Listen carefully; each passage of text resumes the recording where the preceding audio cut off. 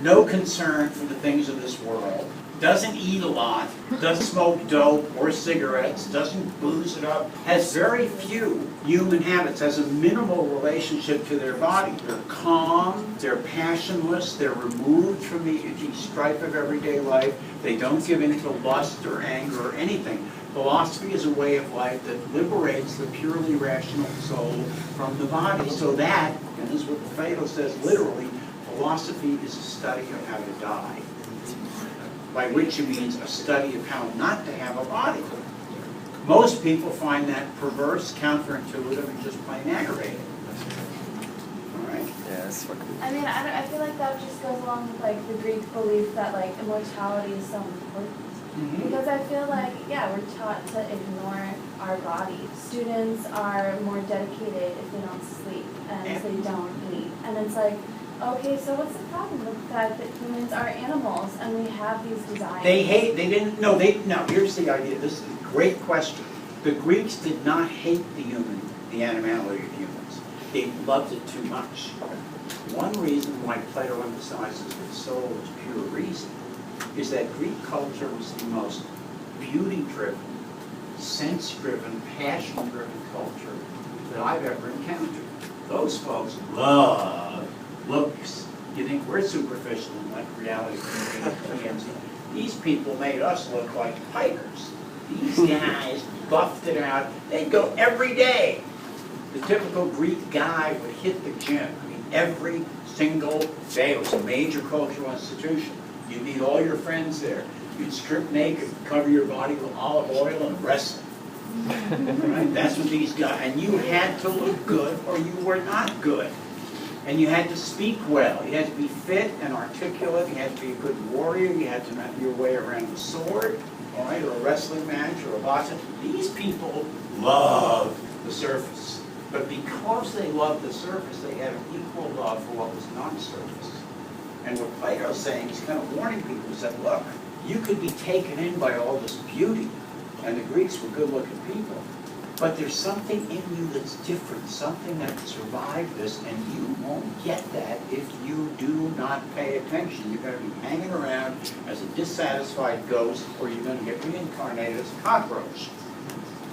Right? That's what he's warning them. Get with the program. Find out what you're really like, even though the things of this world are really appealing, there's something better. That's his whole pitch. Okay?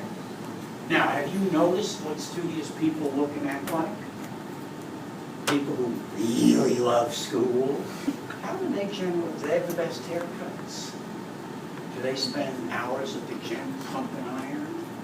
Do they have washboard hands or six-pack hands? They're penciled out. They have arms like strips of spaghetti. Their hygiene is not of the best. Right? And yet, they're living the right life. We've all known those kind of abstemious, liberal, broken stock, vegan weirdos who are always, they take a shower once every moon cycle, and they're thinking about a higher thing. Can't stand those people, yes. This description of the soul seems very individualistic. No, it's completely not individual. For this guy, there's no individuality about it at all. Describing it through just the faculty of living blood isn't. Individualism is what screws you for Plato. Pursuing your interests, being interested in your particular. And the whole thing about self-esteem, he'd be fond of that. He doesn't think we should have any self-esteem. Most people don't, thank God. But what's important about you is your math scores. And that's not individualistic. No! Math has nothing to do with you as a person. Math is math. And one of the things he's getting at is whenever you really do something well, it's not you doing it. You ever notice that? You have to get, they talk about being in the zone when you play sports. Guys who are really good at sports, aside from having enormously quick actions and different bodies than the rest of us, don't think about it, all right? They're so into the thing of doing it that their math is the same thing, all right? You're not individual. If you've ever written a really great paper that goes way beyond what you thought you would do, you didn't write that paper. You didn't buy it on the internet either. It wrote itself. It came out of you. Yes. So according to Plato, like say you just suck on that, you can't get it and you die. You're in big trouble. Do you just Now, disappear them? That would be, Or- no, that's a great question again. That's really, you're following me, all right? That would be an unfair universe. When Plato is nothing if not optimistic, you gotta have a chance to get better. So he has a series of lives you can go through. It can't be a one-off. You screw up, you end up as a chihuahua, yipping in some horrible. Anyway, you gotta have a chance to get out of that. But he says you will end up there if you're not careful. So the fact that you're born as a human means you're somewhere along, you see this in Hinduism, Buddhism, you're along the way somewhere, and you've got a job now. You better get to the program and start doing the math. His point is, if you calm yourself down, the reason why you can't do math well is not because you're stupid, it's because you let yourself be distracted, you have bad habits. Okay? And you're not as far along the path as she is, for example.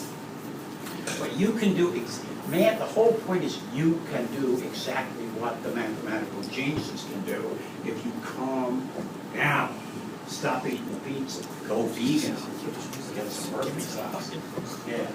Everything in the end for Plato came down to math and how would he do it. Then why was he, I don't know, why was he interested in some of the other things as well? Like, he wrote on so many different topics. Oh, what Plato is now, I'll tell you what he's interested in. It has to do with math. Plato, and this is quick, but it's kind of an excursion, but it'll help you start listening here. My concept, this is my idea about philosophy. This is original idea. Plato is the first guy to write coherently that we have a lot of writing of.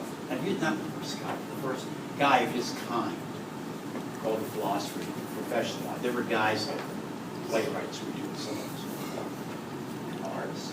In any event, he lives in a cosmopolitan environment. And what that means, and this is a really important part of your culture and our whole project this month, all right, so pay attention to this. Tribal and clan societies and family societies have implicit rules. We talk about rituals that are not questioned. The world in which I grew up was that kind of world, okay? And the rules don't have to be stated explicitly or even known clearly because you're surrounded by kinfolk who will guide you. Don't wear your hair that way, Captain. No, that's not what we do, all right? And you won't do it. You won't even think about why not. When you're in a city, which means to say an artificial society that goes way beyond tribe, clan, and family, in which most of the people you meet are strangers, now think about this, and in which the law and the Constitution and the rules are artificially and self-consciously created by people from different backgrounds, all right, as a set of rules for people of different backgrounds. Think how revolutionary that is. We take it for granted, okay? Certain things have to happen. And the first thing that has to happen is you have to have a standardization of the meaning of language terms.